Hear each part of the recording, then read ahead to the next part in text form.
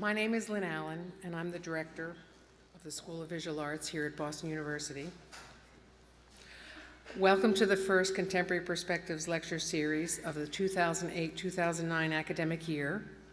Begun in 2006, the series has brought a cornucopia of contemporary artists to Boston University. At this time, I'd like you all to turn off your cell phones so that we don't have any music during the lecture. And I'd also like to remind you that after the lecture, there will be a short question and answer period, and someone will be in the audience with a microphone. So raise your hand very high so that they can see you and bring the microphone to you if you have any questions. There will also be a reception out in the Commonwealth Gallery with some refreshments where those of you that like to ask additional questions can ask Dana questions. Okay. Self-eaters and the people who love them, teeth dreams and other supposed truths. These are a few of the titles of solo exhibitions by our guest, Dana Schutz. Mei Ching in Bomb magazine wrote, Dana Schutz has created a race of people who eat themselves, a guy called Frank, who is the last man on earth, a gravity-phobic person who has tied herself to the ground, and a variety of characters that are spliced for different reasons on operating tables. Known for her rapid rise to prominence shortly after receiving her MFA degree from Columbia University in 2002, Dana made headlines for work that has been categorized as humorous yet grotesque, comical yet horrific, empathetic yet repugnant. Dana's work is highly painterly and presents an imaginary world in which mutation is the norm. She delivers big paintings, some 10 feet by 12 feet, with equally big casts of characters. Jean-Luc Godard said, images are made with other images in mind, and this is certainly true of Dana Schutz, who has a bit of German expressionism, cartooning, and Philip Guston combined with a little Thomas Eakins in her palette, but her soul is entirely 21st century. She looks more toward creation than destruction. The New York Times art critic Holland Cotter has said that Dana's work is like a book of poems that reads as one poem.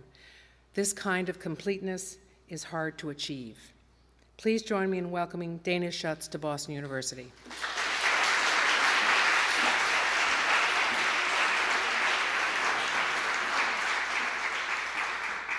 Thank you. And wow, it is loud. It's really startling. So I'm gonna, I brought a lot of slides, so if I start running short on time, I might just like flip through them really quick. But this was a painting, I always show this painting first. It was the first painting I made when I moved to New York. I went to undergraduate school at the Cleveland Institute of Art, and then went to graduate school right after. And it was one of these things where I thought, oh, maybe I shouldn't do that because it's too much school, but I was so shocked that I got accepted, and I just wanted to leave Ohio really bad. So I moved to New York, and I think like a lot of people, when you first move to a place, you want to do something completely different from what you're doing, and so this is what I thought I would be making in graduate school. I thought it would be like white objects, like minimalist, smart-looking objects made out of paint. But that didn't really last. But it was just out of nervousness. And when I first started looking at contemporary art, it was in the 1990s, in the mid 1990s, and I think at that time the way I was thinking about painting was that paintings were possible in a way that you could combine all these different languages in one painting. I think Warhol said you can make many meals out of leftovers. But then I started to feel very tied in by that, and it started to feel really restrictive, and so I wanted to move away from it, but I didn't know exactly how. But these are paintings from my first year in graduate school, and some of them are really bad, and I edited a lot of them out because I went through a Whole Rictor phase and then a Luke Toymans phase, and but this is kind of like a double portrait. And I think I was thinking about what could be real in a painting, in terms of the material. So this is sort of like a puppet head. And I was thinking about kind of thinking about sculpture, but like what kind of gravity could be implied in a painting and what could be real. So this is salmon swimming upstream. So it went on for a while, like in my first semester, and I was like having just the hardest time. I couldn't figure out what to paint. I was making a lot of work, but a lot of it was really terrible, and nothing was holding together. And so I was sort of thinking about an impossible painting, like the last thing you see before you die in a boating accident. And so how would that look? Like a painting with no witness. So this is what that is. But it was really hard to paint because I didn't have that much information about that. Like I am alive, and I don't boat very much, so I had no idea like how to. So it had never really finished the painting, But I think it started with around that time there was a movie, The Perfect Storm, and the movie starts and it says this is based on a true story, and then it starts, and then the whole movie takes place on the boat, and then everyone dies on the boat. So like the only thing that's true is the funeral on the way home, like when they get back, I guess. So I was trying to look for information, and I wasn't painting from photographs at the time. So and I think mainly because it's not that I have anything against photographs, it's just that I felt like it was already pictured, and I would end up looking at the photograph too much. So I was looking for ways to generate information, and I looked around at friends, and at that time there was a lot of single friends, because it was at the end of the first year of graduate school, and people had exhausted all potential of hooking up, so they so there's all these people. So I was like thinking, well, I'll paint people for my single friends. So this was for my friend Susan, and I thought that she would like someone who was like, she was kind of shy, and so I thought, well, maybe she'd like someone who was like, like to stay home, and like maybe he would be a little bit older than her, and like he'd have red hair because he's sort of sensitive, but then he just started to seem like a heavy breather, like this like creepy guy that you just did not want in the room. But so I made 12 of these. This is the only one I have now because a lot of them were really bad, but it was, I think the biggest problem for me was I could imagine the figure, but I could never imagine what space they were in. So they were always in this sort of photographic background space. And so this was made kind of right after September 11th, and I think like a lot of people making things at that time, it's like you just wonder, what it really means for you to be making something, or why you even really want to make something. And so I thought, well, I'll just start a painting, and I'll stop when it feels finished, and then that's it, So, and it was kind of the first all-over painterly painting that I had made, like unapologetically. I think at that time I felt kind of really uncomfortable about making a painterly painting. Like it was after a little bit, at that time it felt like a lot of painting was dealing with architecture or kind of hard edge, lots of tape paintings, and I kind of felt like that it would seem really out of it and really unsavvy to make a completely painterly painting. But then I just started to feel like, well, who cares? Like I just want to, I wanted to make what I wanted to see painted. So this was I guess this is what I wanted to see painted. No, I don't know. I was thinking about these sort of sculptures and people who would go out in groups and make sculptures. And I felt like having the space, that was a big thing, because then if you paint a space, you kind of have to believe in it for it to work. So these are sculptures at night. And I started asking people what sculptures they made when they were in undergraduate art school, and I think because those are the weirdest sculptures. Like, and you go at the end of school, and everyone's design projects they're all by the dumpster, and like you sort of think, like, if you weren't near an art school, what would this be, you know? Like, so, and there's always this sort of symbolic relationship to materials, like this twine represents eternity, and I mean, it's totally absurd, you know, like, so this was my friend Chris's, his idea that he had made in undergraduate sculpture class.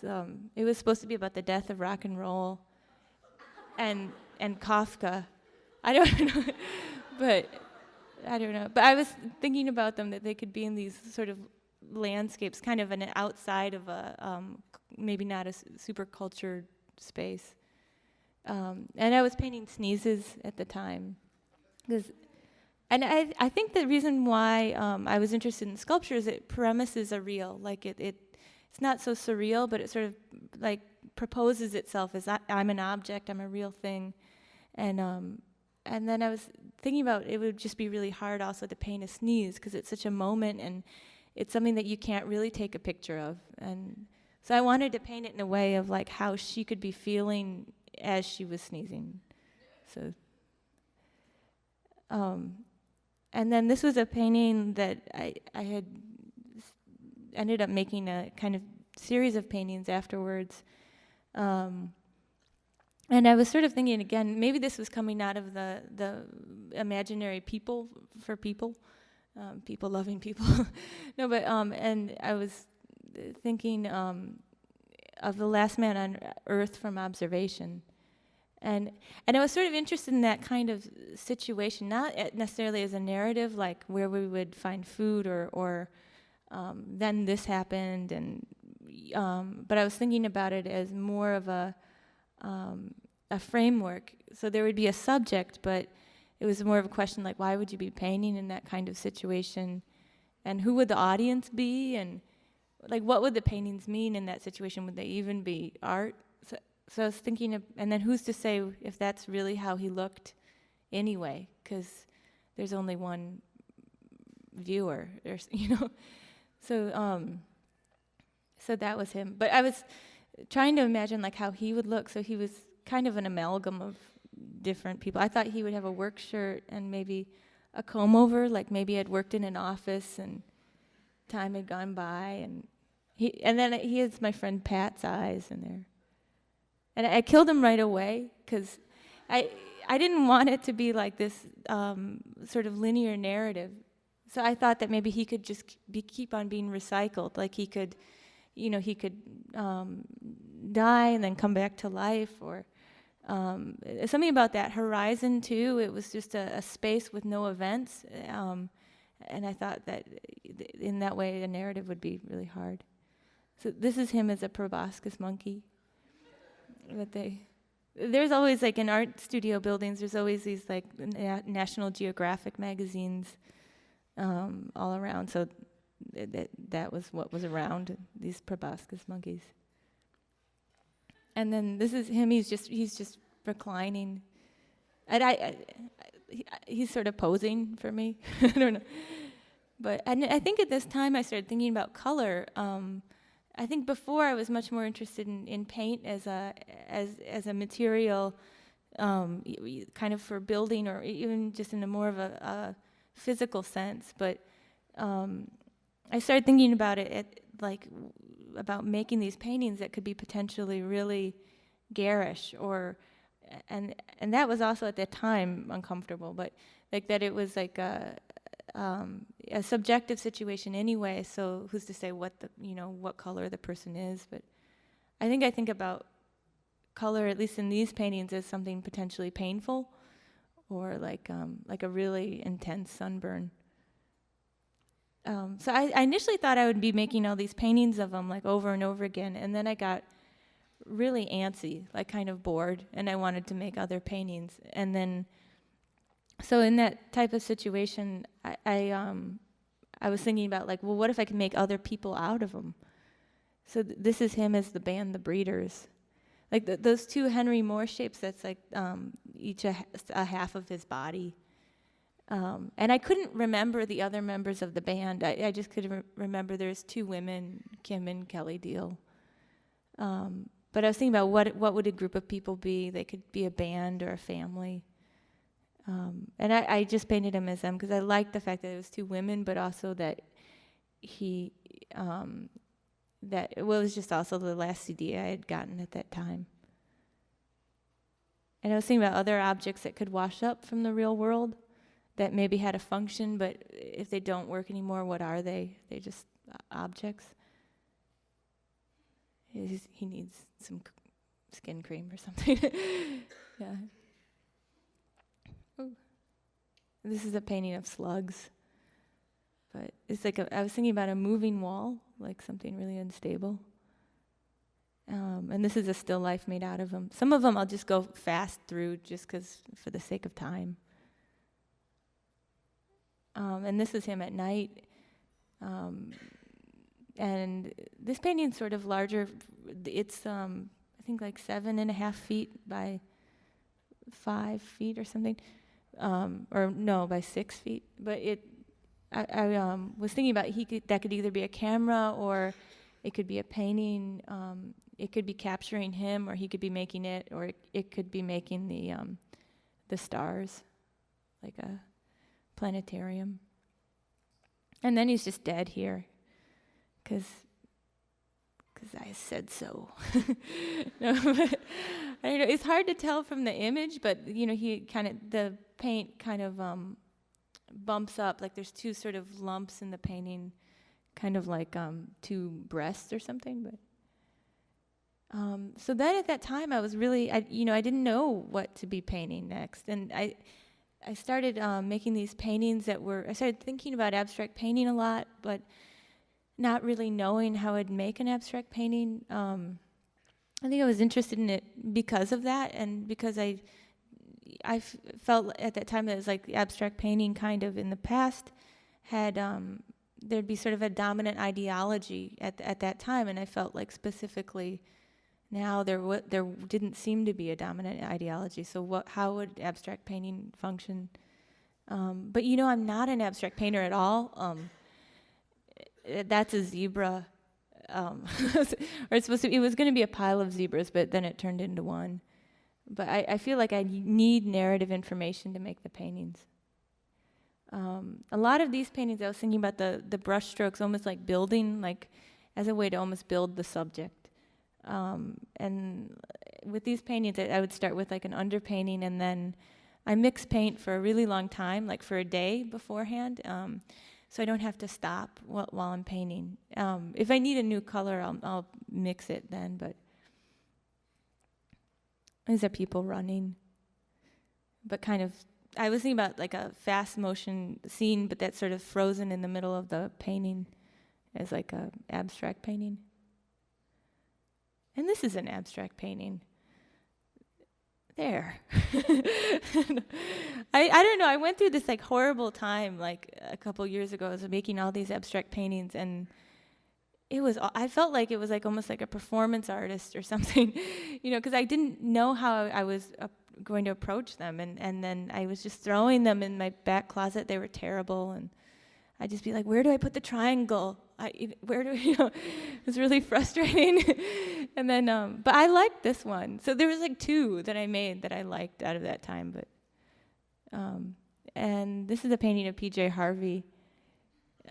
It's very tall. It's like 8 feet, and I felt like I wanted to approximate something about the energy of her music in the painting. I thought that she could either be built or she made herself. But there's something really interesting about what I like about P.J. Harvey is just that she does seem like such a shapeshifter. Like she can be both really feminine and masculine, and campy or I don't know, smooth. This is a painting of Uta Kother, and I saw her perform when I was in school at Columbia, and it was the most intense experience because. Again, this was in 2000, and it was.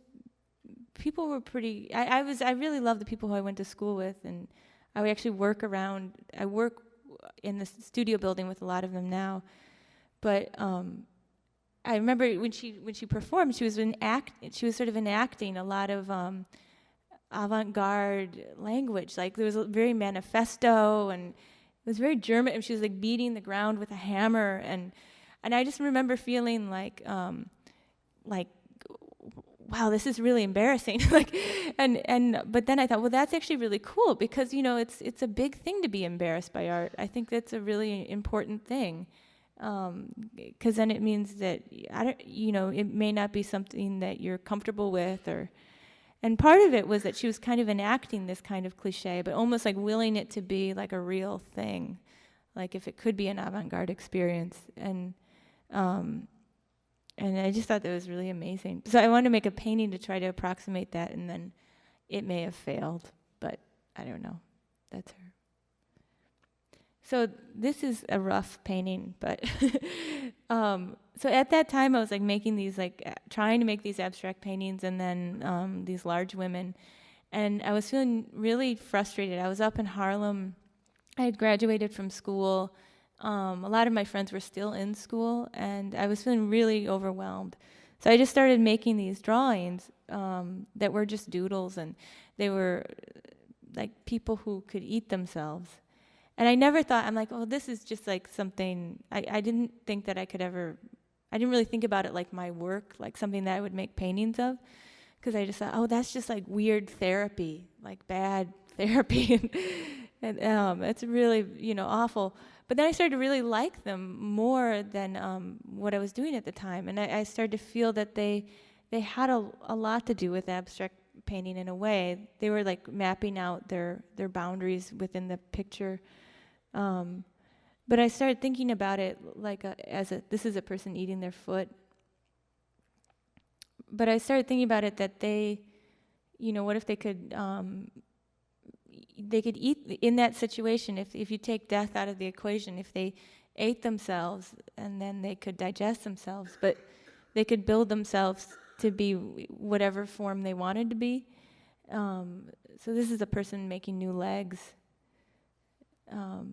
And I kind of like that logic in a kind of fictive situation, that it's not like, I don't think of them as being that far off. I think a lot of the subjects I choose tend to exist in a public imagination. Like, what would you do if you're the last person on Earth? Or, I guess you don't really eat yourself that much, but I mean, this idea of consumption or recycling. But I don't know. So I was thinking in that situation, what would be their conditions? I thought they could make new parts for themselves to choose. Those are hair plants on that table. And this is a person picking out eyeballs. But I thought that they would be constantly in a state of becoming, like they wouldn't completely be complete, like they'd always be going to the next form. And I wanted to paint them in that way, and this is a person who's completely remade. And so they have really long fingers, because that's kind of ideal if you're a maker, I guess. I thought this person would be really short and low to the ground, maybe like Swiss or something. And this is a person eating their face. But I think that was the thing, was I just thought that was really hard to paint. Like, in order to paint something, you have to be able to imagine that. And for me, I couldn't, I had trouble imagining the mechanics of how that could work. So I thought it would be interesting to try to paint it or to depict it. This is a person eating their hands. They're wearing a worker shirt. But then I started to feel like they became way too self-involved. like they were, I couldn't, if I followed the logic out, like I couldn't really, there'd be no reason for two of them to be in the same painting together, because they don't really need to interact. They don't need to reproduce. They don't need to really travel or go anywhere, because they don't need to find food. Like, they're just fine with themselves, or maybe they don't even see outside of themselves. And so I was sort of thinking if there was this reformed group that would try to make things together out of their shared parts. And these aren't self-eaters. This is just a surgery painting. And I wanted the body to feel like a stain or something that could be almost like a a surrogate for the picture plane, like sort of tilted up to the picture plane.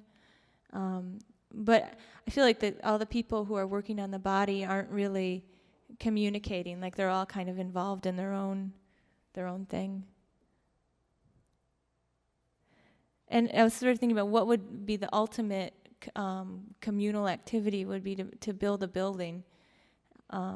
So I was thinking about in this painting, what would be the main elements of any sort of society. So there's a building, and I figured they'd self-sacrifice their material for the building, and then there's builders, and then that sort of medicine over on the left-hand side, and then there's these sort of mirrors up on the top, which I felt like that could give a view from above, like a world view, but it sort of just points into the woods, so it just shows abstraction. And then there's sort of wars breaking out in the background. But I felt like the main thing that I was interested in at the end was the two loiterers, because I always feel like that's the best time to get ideas, is like when you're outside. I mean, I don't smoke anymore, but like, when you're outside and talking outside on the building, and I thought that person could be talking on the right, and that person's maybe not listening, but just stacking rocks, and maybe the whole painting's happening in that person's head. And this painting was made 4 years ago today. No, but it was made at the time of the 2004 election. So everyone vote tomorrow. No, but it was like right before the election, and I didn't know how it would end up, what would happen. Like if it was going to be a disaster like the year before in Florida, or so I was initially thinking about painting a big group of people, but then I thought painting the Bush administration. So I thought no matter what, like maybe it would be unclear whether they won or they lost. Like maybe that could be confetti, or the microphones could be just married cans, or like some sort of media disaster. I started the painting with Rumsfeld on the right, and just with his foot, and then went up, and it was kind of just really intuitive, trying to figure out how they would be just in an abstract sense. I look at a lot of paintings and while I'm painting, and I think that like an obvious point with this was there's a Guston painting called Nixon on the beach, and I love that painting, and I really liked it as a kind of counterpoint to this, like a kind of comparison of that time and this time. But then it also felt like some sort of deposition scene, or the blind leading the blind. But I feel like I'm interested in looking at paintings almost like a material, or art history as a material. Like it would really bother me if it was just so discrete, like if it was only this. Okay, this is referencing this, and that's all, and that's where it ends. And I feel like when people look at paintings, they have a really intuitive way of looking. I mean, at least when I'm looking at paintings, but I think most people, when you look at something, there's something that you feel that you discover, or that you can take back in your own way. And despite the history, I mean, you could be aware of what Pollock means in art history, but then it can strike you in a certain way. And I feel like those kinds of back road trajectories, I think, are the most interesting, like how people choose to use the past. This is a painting of a poisoned man, but this is sort of after the Russian Prime Minister. But I was thinking about, like, it was such a terrible story. It was like something in the news, and it was. He had been poisoned, and I just thought, like, wow, all this sort of political corruption, or secrecy, but it was all manifested on the face of this man. So I was interested in his face as like kind of a type of facade or a surface. And this painting was in the Greater New York Show in 2005, and It's sort of like an autopsy or a burial, but I wanted it to be unsure, like, and that, but the size, it's large. It's like 14 feet by 10 feet. But I was interested in making this like landscape out of people, like that everyone's sort of witnessing this thing all at once, and I wanted it to be unclear whether they were putting them back together or trying to put them in the hole, but it was sort of way too big for any of them to handle, like just too overwhelming.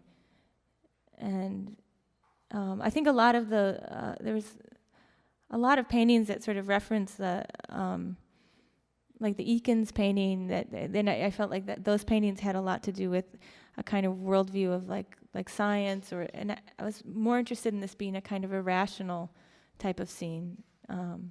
So a lot of the flowers are sort of like medieval flowers, or, you know, I don't know. So it was, and a lot of those faces, they were made up, or they were like people who were in my studio building and who were around. And this is my landlord. We moved. No, but it was really bad, because it was like it was like this moment where he was going to raise the rent, and we would all have to move out, and so that's his sort of foot. He did look this way, like it's sort of pointing to Jersey. It's sort of where you don't want to move, you know. It's where you. I felt really guilty after painting that. But so around this time, I started thinking about painting things that were around at the time, like my landlord. But and this is a self-portrait as a pachyderm. But it's hard to tell from the painting, but it bulges out in these swells, like on the forehead, like inches out. So it looks flatter than it really is, but in person, when you see it, it kind of really bulges. But I like the idea of it being like the self-portrait as a site, or something that covers up another painting, and that's sort of like a skin that's built. This is a man with wooden teeth, but he can't really talk, 'cause they're really big. And this is the autopsy of Michael Jackson. So I was thinking about like a photograph that will be taken but hasn't yet. And I was wondering how that would be. I think the initial thought was, I didn't know what form he would be in by the time he died. But then when I was painting it, I kind of felt really, really gross. And then he ended up just kind of looking more like him, you know. But I think the thing I was interested in was that he's so much of an image, you know. It's hard for me to think of that he's kind of a mortal person, or that he would die or something. So I was thinking about the potential for him to have an inside or something. And then this is a gravity fanatic. So I was thinking about what would be like the most insane thing to be a fanatic of. It's like gravity, because it's such a given already. And so I was thinking that the person would be really into tape, because you don't have to deny gravity to use it. Like if you were to hammer everything to the floor, it would. And this slide is really terrible. It actually doesn't look like this. Some of these slides are really bleached out, but this is a vertical life support. But I was taking a lot of stories from the news at that time, and it was around the time of the Terry Schiavo thing, which I thought was really disturbing, that it was like kind of like she became like this landscape that people could just project everything on. So I thought about turning it vertical, like trying to reanimate it so that it could feel like it could either be talking or falling out of the frame. But I wanted her mouth to feel like a hole, like this kind of really hollow feeling. This is the men's retreat. And I don't know what that place is. No, but I mean, like, I was thinking about spaces that you necessarily have to imagine to go to. And I was thinking about how these people try to locate truth, like through acting out their idea of like the primitive, or I don't. My friend Tom told me that like the American business suit is like actually shaped in the form of a gorilla. Like it's supposed to. It's not like the European tailored nice suit, but it's just supposed to look like a big gorilla or something. But I don't know. So they're face painting. I thought about the people who could be there. So that's Ted Turner, and Bill Gates, and I think that's Warren Buffett in the middle. I don't know. And I started thinking about these sort of false history paintings, like this is Stalin and Mussolini fishing. But there was a song that was talking about how they had gone fishing, and it turns out it's totally not true. And I Googled it so it wasn't there, and it's not true. And that's me Googling it. But around this time, this is when I started getting really depressed, and this is when I went back into trying to make abstract paintings. But I don't know. I think there's always times when you're making things where you feel like, you're, everything is kind of making sense and working, and then there's a moment where you're like, you step outside of that and think, God, what is this? Like, is this even making sense anymore for me to be making this? And so I think at that time I was really just questioning that and trying to do everything but what I was doing. So it was actually really depressing. But I was thinking about a self-portrait in this way that is kind of like a decentered kind of portrait. And it is strange that you can be in the studio all the time now and always have the world in your studio. It's a really weird thing. Like you can check on the world at any time, which I felt like it's like a really kind of not such a good thing or something now. And this is the first telepathic email. So I don't know. I was sort of thinking about like I heard that this is actually a true thing that a man moved a mouse with his mind. But I was thinking about it that the subject could be way back, and then it could sort of come forward to be sort of these plants that are hooked up to wires.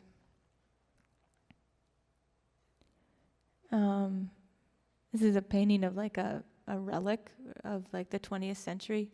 I think at that point I started to feel like the 20th century started to feel really old and kind of really far away. Like my husband and I were getting on a plane, and he's like, "Man, this feels so heavy." Like the plane seemed like it wasn't, it's like really archaic, like kind of outmoded or something. These are people kissing in the Museum of the Future. I wanted it to look like a paperback, like really like smoky, like tarnished, nicotine stained. This is a boy with a boa. But I was thinking about, there's this painting, I think it's a Jericho painting, but it's a painting of a boy holding a boa or constrictor for the king, and you can see him from the back, and I was sort of thinking about if it was reversed to see it from the front. And I think I was thinking about like that Superman movie where they're sort of like holding up, the car or something.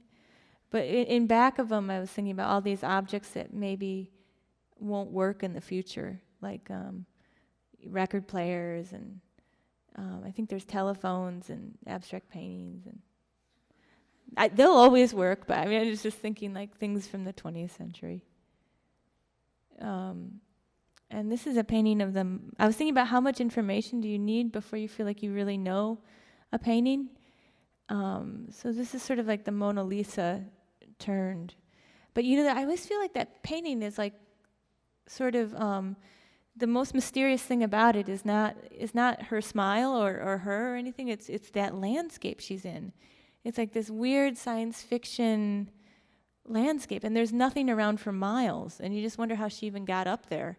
And like, so I was thinking about like if the second after that painting, like if she were to turn to go home, so you just see a part of her. This painting is called Dad, but I was wanted it to be like something that could seem like really close at your feet, and something that could also seem really far away, almost like an SOS. And I wanted to have a painting that could be potentially washed away, and I couldn't think of what to put in the sand. But I remembered when I was a kid, I actually did write the word "dad" in the sand. I think my dad saw this painting. He was really kind of upset. It's like, really, you want it washed away? No, but it wouldn't be the dad. It would be the writer, which would be presumably the kid's writing. But I was thinking about it like that. It's this thing that everybody has. Everybody has a dad, but it's sort of I don't know. Maybe not everybody has a dad, but there are dads around, and I don't know. Anyway, and this is an advanced brain. I'll go through some of these fast. I was thinking about something that could be like from the future but painted in the past. I think at this time I was thinking about the palette differently. I wanted it to be quieter, like much more atmospheric and kind of slow. And I don't know. Looking back, I feel like I just used way too much brown, but you have to do what you have to do at the time. But this was at Time Travelers. And actually, I saw this woman, I saw this man at an airport. And it was really creepy. He seemed like a completely like David Lynch character or something, like, and almost coming from and I was thinking about a space that was sort of like the afterworld, or like that Hitchcock movie where they're counting the rings on the tree, like this is when I was born and this is when I died. This is that Daydreamer. I was sort of thinking about what Mike Kelly did in art school.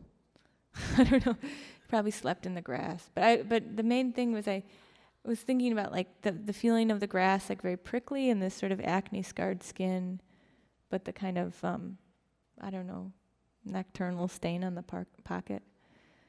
So these paintings were, I was thinking about a lot of times when I'm in the studio, I'll start making lists of ideas for paintings, and I'll start writing, and so I wrote this phrase, like how we would, and I started thinking about that phrase, like it sort of describes, either proposes a fictive future audience, like this is how we did this, or it could propose how we, this is how we would drive. So this is how we would drive. I was thinking about not painting exactly what it was to drive, like literally, but what it could feel like to drive. This is how we would dance. But that was my dorm room. I was thinking about like sometimes the best parties are very small, and I was sort of thinking about like this kind of inside of the painting and an outside, and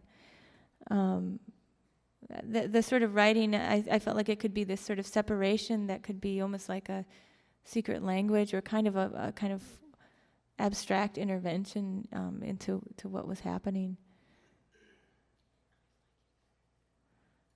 This is how we cured the plague.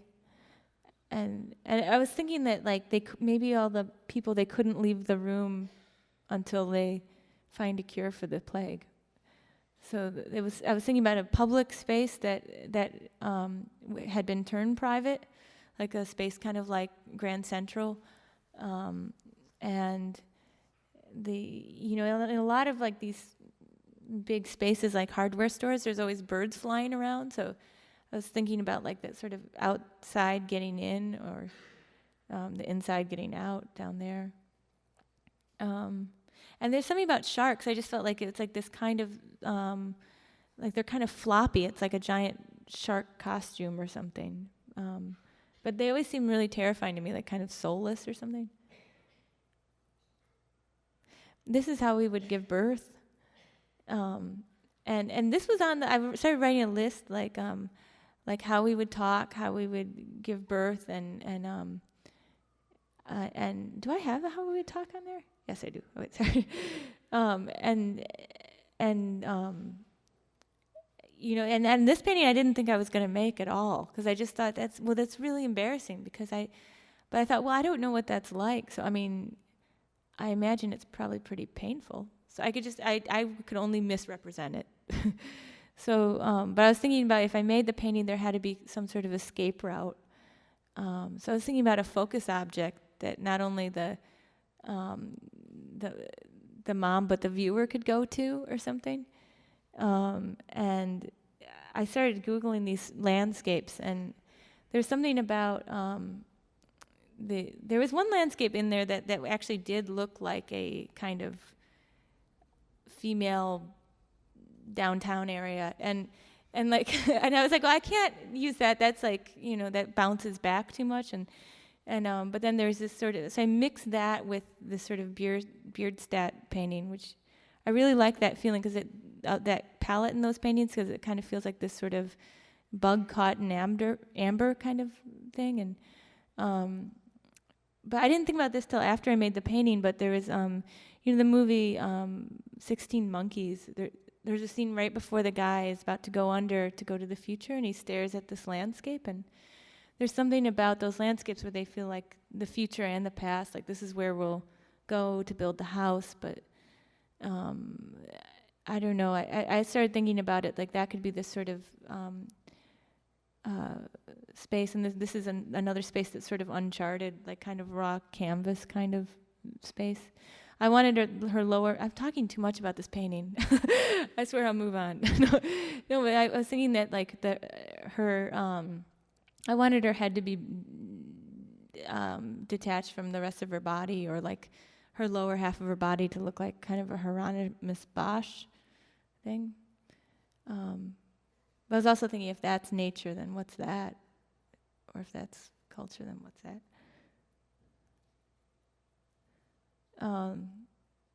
And this is how we would talk. And I always think there's something so sad about payphones, even when there were no even when you had to use them, because you're really in your own kind of area.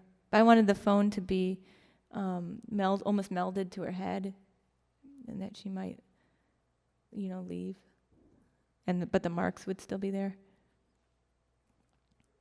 And this is an abstract painting that I actually liked, but it's hard to tell from the slide, but those are actually holes cut into the painting. And this one too. And that's black velvet behind it, so it's sort of like 2 inches away from the back of the canvas, there's this black velvet. And I was interested in it as this kind of disruption in the picture, but that was also kind of a very illusionistic kind of space, like something that could float in front of the figure or be a cut back deep into the figure. And that I was thinking about like just like a subject that would be, something that people would observe, which is like the figure. So I was just trying to remember back to like some sort of observational situation. This is the male, but also like cutting into the body, I felt like was some thing. But it's actually really dark in real life, and this was one that I liked. I only made those 4, but this one I felt like it either needed something, like it needed to have either one more element to it or one less element. So I was thinking, well, maybe it should just only be what it is. I mean, when people use velvet, it's a completely like a cheesy material, but it's also like a material that is so much about illusion and magic that it's and I think a lot of times when people cut holes in the painting, it's about the truth to materials of the painting. And so I wanted it to be more irrational or fictive in a way. This painting's called Accident, and so I was Googling this phrase "I'm into" on the computer. These are more recent paintings, and I'll go through them fast because I think we're probably running out of time. Actually, we're not. Or yeah, we are in 5 minutes. Sorry, no.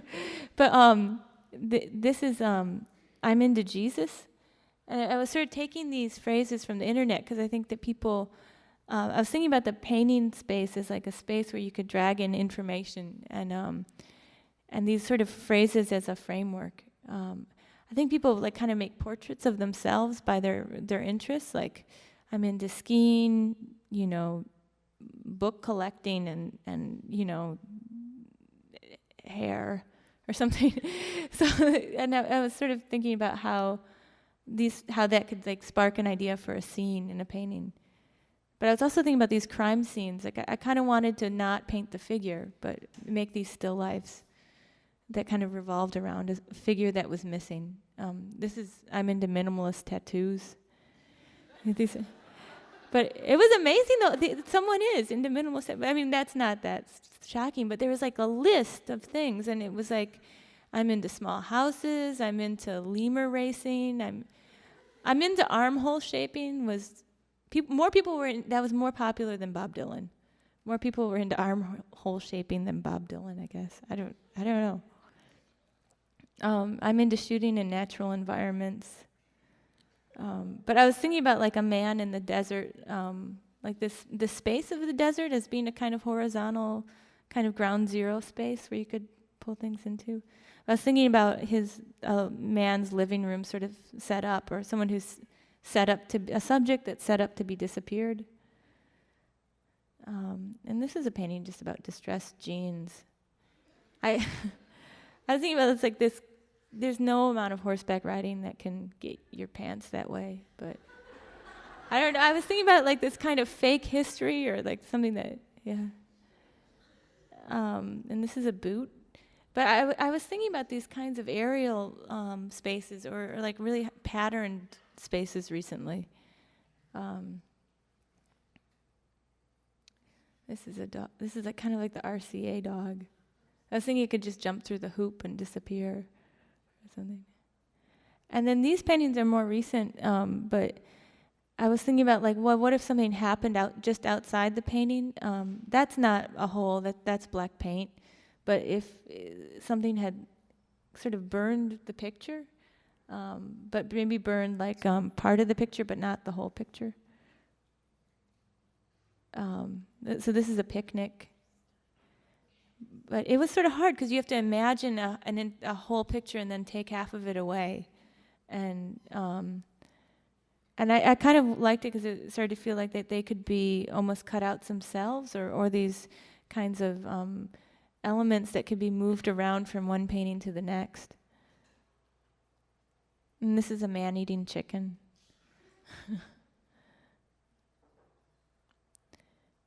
This painting's called Spider-Man 3.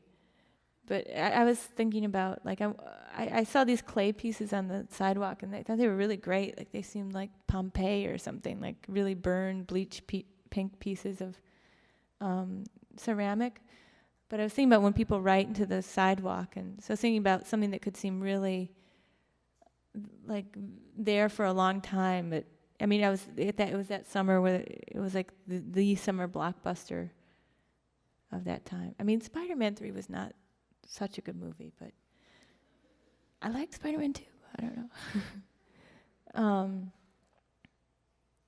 And then this is, I'm into conceptual gardening, but my friend was telling me this story. He's a writer, but he was saying that he wrote this story about, or just sent me this. It was actually an email, which was an amazing email because he's a writer.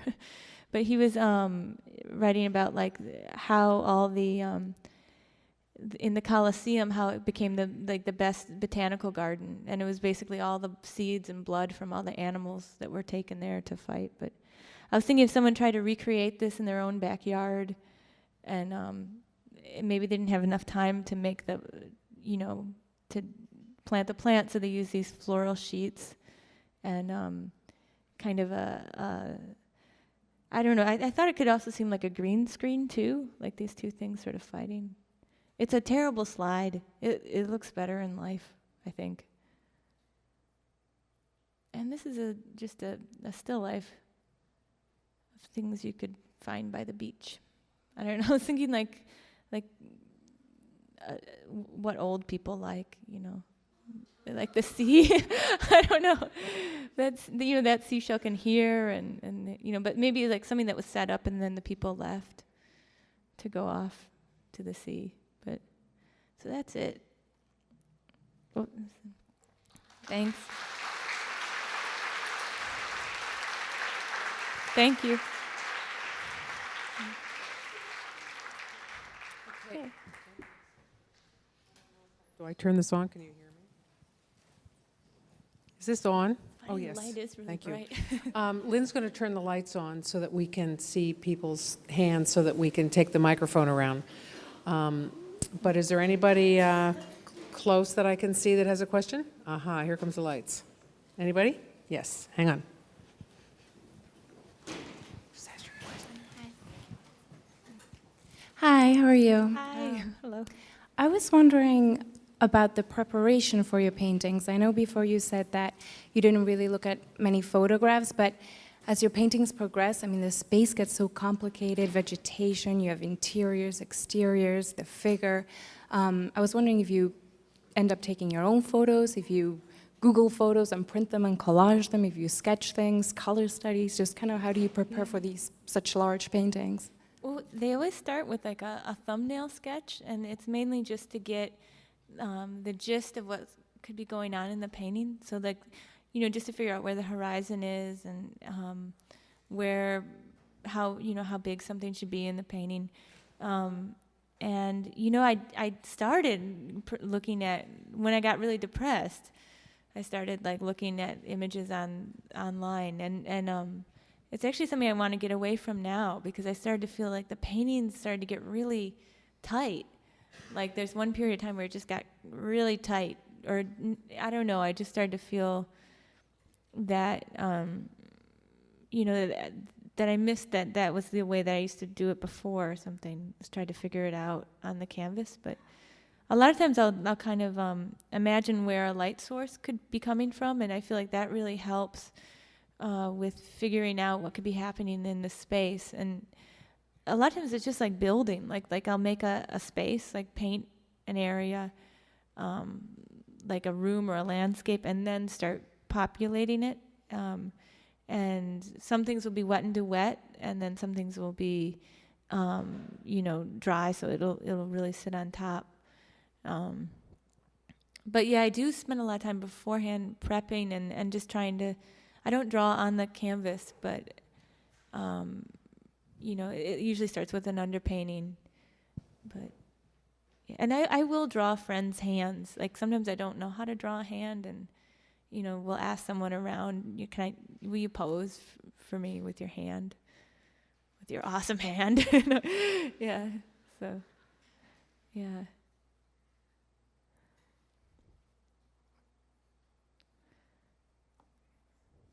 Yeah. Do your narratives change as you're painting the painting? I never think of the paintings. Yeah, they do. Like the situation in the painting changes, because sometimes something will come out in a painting that you're not really expecting, and then it starts to coalesce with another thing that's happening in a way that works or doesn't work. So it's like a way to try to figure out, so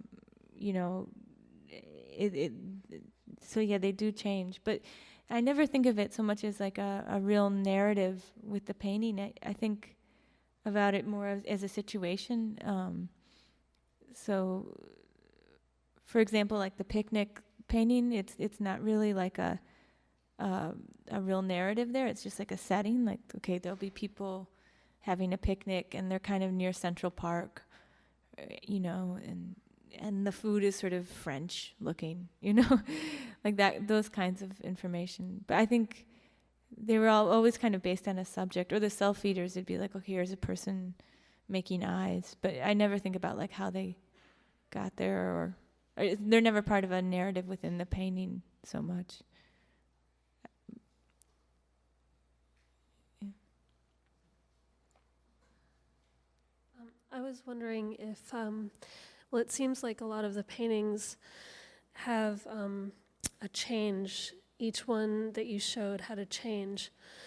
and I know that you stay with something sometimes for a while, but I was wondering if you ever think that it's a good practice to do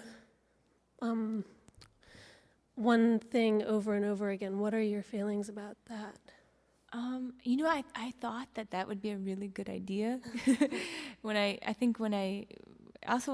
first graduated from graduate school, I think that was when I was painting that last man on earth. I thought, oh, this will be really good because I haven't done this before. I haven't worked in series. I should really commit to this thing and like do it. And I felt like I got really frustrated with it. So I don't know. I think right now, actually, I'm working on something that there's a sort of similar treatment to things, which is really uncomfortable for me because it's the first time that I've done that in a while. So, but yeah, I don't know. I feel like I always intend on. I feel like I'll paint from painting to painting a lot of times, and sometimes not exactly know how they're going to fit together. Until there starts to be a kind of thread that is popping up. Not all the time, more recently though. Yeah. Yeah.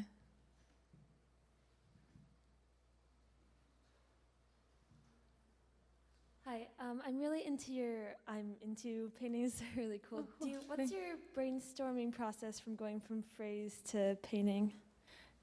I think with the I'm into Jesus painting, for example, I was thinking about. Do you ever see the worship channel?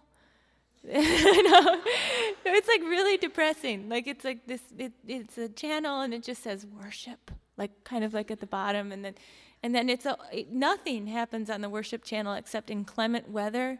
They'll always just show like snow, and it's kind of like this thing of like don't leave the house, like don't go anywhere, just worship, But then, and so I was thinking about like really like an interior type of situation where maybe something had happened inside, so maybe something horrible, and that everything is kind of covered like a crime scene, but maybe the person's just hiding and not coming out, and so I was thinking like all things related to the worship channel or something.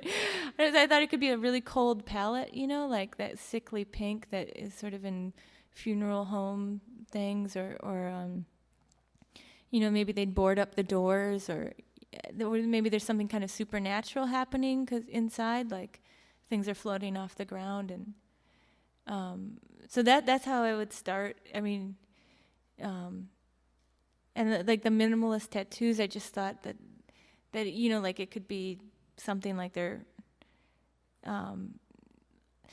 like I like if you did have a minimalist tattoo, it wouldn't actually be in perspective, but maybe if someone really misread that, or I was sort of thinking about like this kind of Egyptian situation where there's like it could look like arm wrestling, or but then also like something that is from QVC, like supposed to show you jewelry. And I thought a lot of printmakers, this is going on way too long. I thought a lot of printmakers like silver jewelry, and they also have minimalist tattoos. I don't know.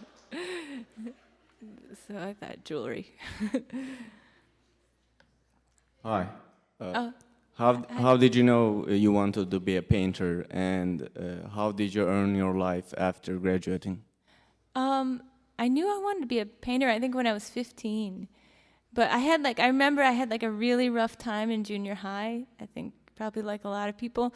And I remember it was career day in junior high, and they were going around the school. You take those aptitude tests, like what you were going to be good at, and they said that I would be a bricklayer because I like the outdoors and I like to work with my hands or something. But so I was like, man, it's getting worse. It's getting so much worse.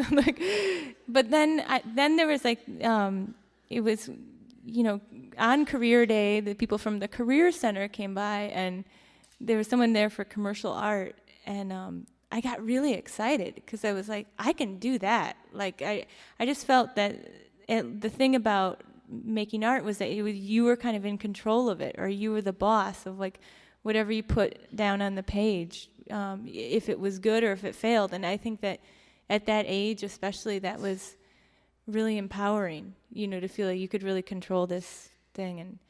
And also it was kind of cool because there wasn't many people interested in it, so it felt really exciting.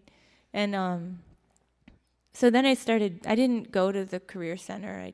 I ended up just painting and at home in the basement and stuff. And my parents were really cool about it. My mother was an art teacher, and my dad was a guidance counselor. So I don't know, they were very supportive people. But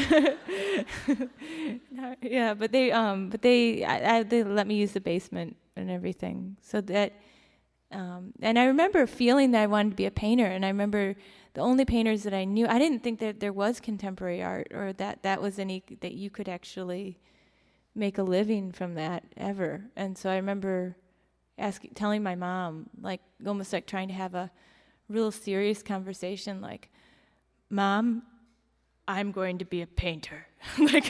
But I'm like, and I'm not going to make any money. I just want you to be prepared for that. Like I was just like telling her, like, you know, and I'm okay with that. And, you know, I was just like going on, but she didn't care. So like I was expecting this big fight, and it never happened. But then I went to graduate school, and you know, I feel really lucky because at that time, like right after, I was in a group show after graduate school, and it was really only because there was there was an empty slot at this gallery, who was actually my friend, he was this guy who was younger than me, and he just called these like last minute, like, you know, this person canceled, can you be in this group show with this really amazing painter, Holly Coolis? And then I was like, yeah, okay, that seems fun. And like, but I feel I don't know, so that I started selling paintings after that. But I did do like art handling and worked in galleries and stuff, waitressing. But did that. You say that you take an entire day to prepare your paints. In terms of just overall volume, what are we talking about? Like, because you paint big. There's like usually like 20 or 40, between 20 and 40 colors. So I'll like mix them. I'll pick them out of these cards and then mix paints out of that. But it's usually a lot of paint, and then there's usually paint left over, and I'll put that in the fridge. Like I'll put plastic over it and put it in the fridge, so that it's still wet later on. But that's like really boring, the mixing paint part. But I feel like I have to do it because otherwise, you have to keep on stopping when you're painting. So.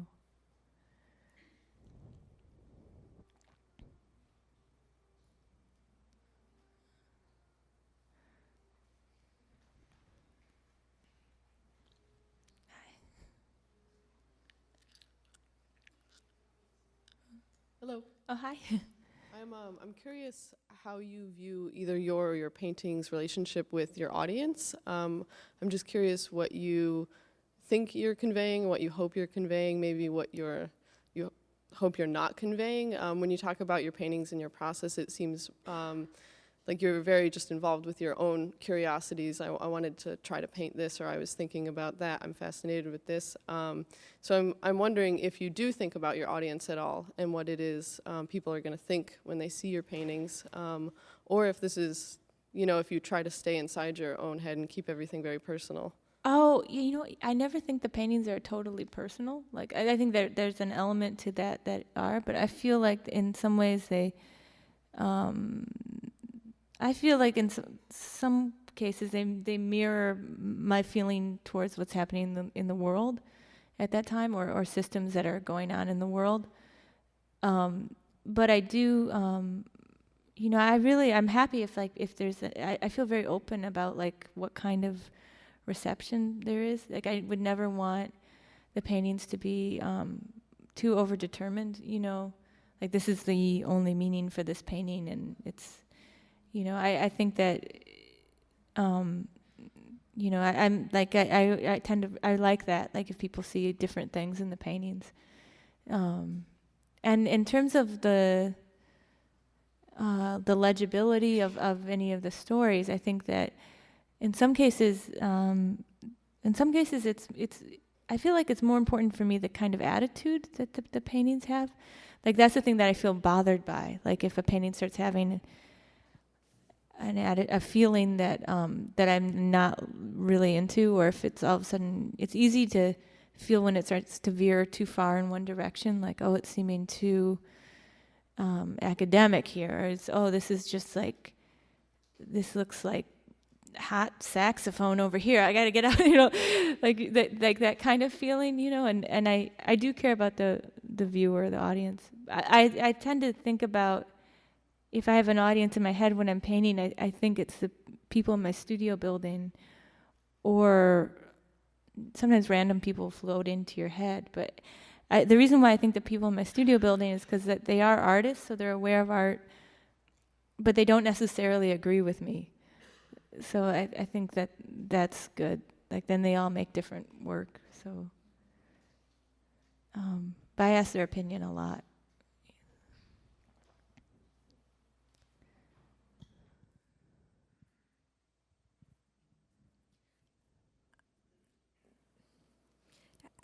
I'm trying to think about how to phrase this question well. Do you find that your ability to work, or that your work itself has been impacted by your success?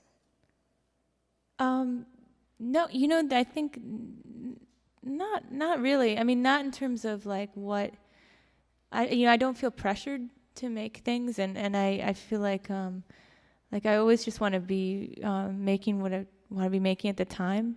So not so much. I think there was one period of time where I started to feel a little, all of a sudden, conscious of it, and I hadn't felt that before, and I think that I felt really weird about that.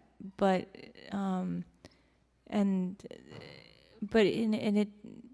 maybe it didn't change what I wanted to make, other than I was like, all of a sudden, like, I don't want to make anything like what I make. Like, but that's not totally true either, because I think that it's just natural that you go through cycles where you're feeling excited about what you're doing and then questioning it, you know. So, you know, I think it's been okay. I think that the thing that's been really helpful is that there's been, I mean, I was saying this like with the studio building, that there's like a lot of people that I went to school with who are there, and so it's kind of like this really good buffer or something. So, I feel like, you know, that it hasn't so much, but I mean, who knows? Because I mean, it's the only thing, you know. I don't know. Sorry, I'm tunneling. No. Yeah. Yeah.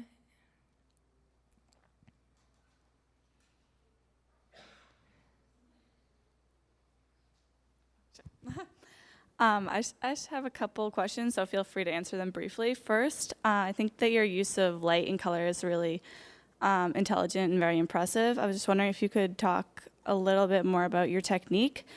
Also, you mentioned that a few of your paintings are almost like a relief. Do you use entirely paint, or do you put something under that? And then I was just curious to know, like, maybe like what your daily schedule is like. Thanks. Yeah, you know, the paintings that are a relief, that it's all oil paint under there, and so I imagine that it is going to shift and everything. But I kind of, you know, I didn't mind that. I kind of liked that they sort of seemed like I don't know. I felt like they were easy to manipulate while I was doing it. So I don't know how stable they are, but I like the fact that some of them, I've seen some of them recently, and they do kind of shrivel, but it sort of, I kind of like that because it puckers up the image in a way that it can either be interesting or not. But so far it's been okay. But and in terms of my daily schedule, I usually wake up around 11, and then go to the studio. Like probably be there around 12, and then I'll get a coffee, and then it's just really boring. No, but then I'll turn on the radio, and then I'll like mix paint or like start painting. And then usually around 3 we have lunch. My husband's studio is next door, so this is so boring. I'm sorry.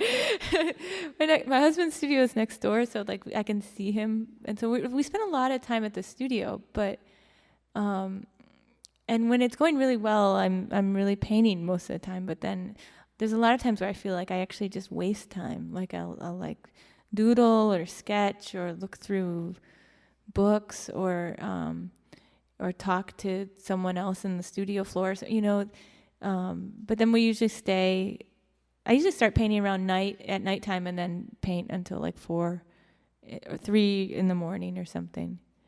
But I feel like I don't actually start painting till after 6 p.m. sometime.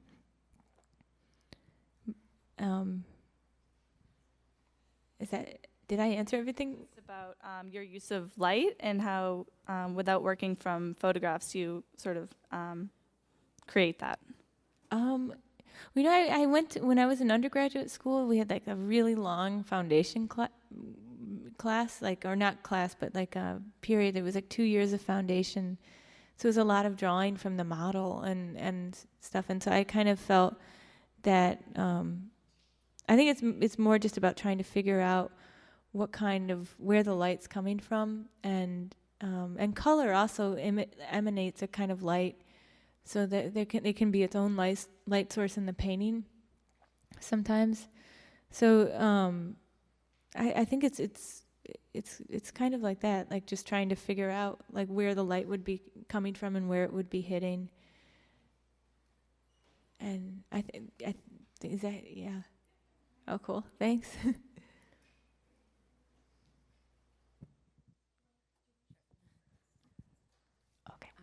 I was kind of curious to know what your studio looks like, or how you arrange the objects inside of it to help you get your work done, and like whether or not you work on several paintings at once, and whether you mix, like pre-mix a lot of colors, or if you kind of mix them as you go, just sort of how you work, I guess.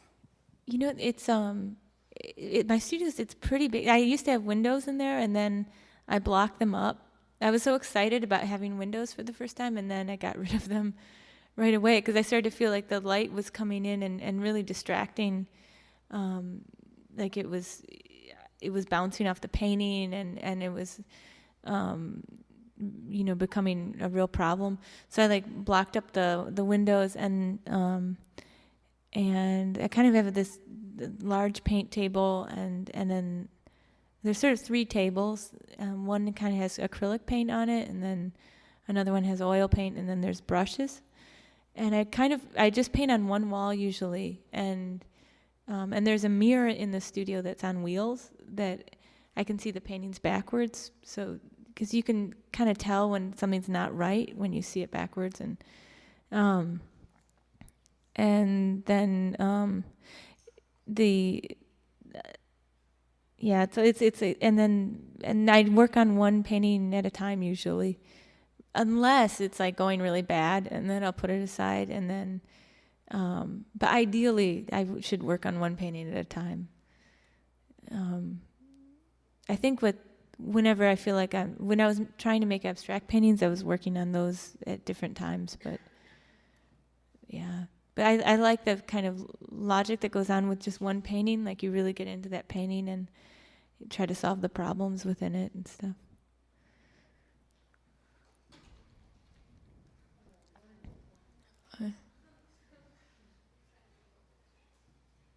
Hello, I have one last question. Is there a painting, a specific painting or specific paintings that you made in undergrad that you still think about often in relation to your work now? Yeah. Well, there's this one painting. Again, my friend Tom really likes this painting, but it's like kind of really horrible. But it was a painting. The painting, The Origin of the World. It's in the Museum d'Orsay, and I remember seeing that before I knew what that painting was, and it was really weird seeing that painting because it's like so graphic, and everything else is just women with parasols and all this stuff. And so I was thinking about, well, they would never make that painting into a T-shirt, especially not a personalized T-shirt.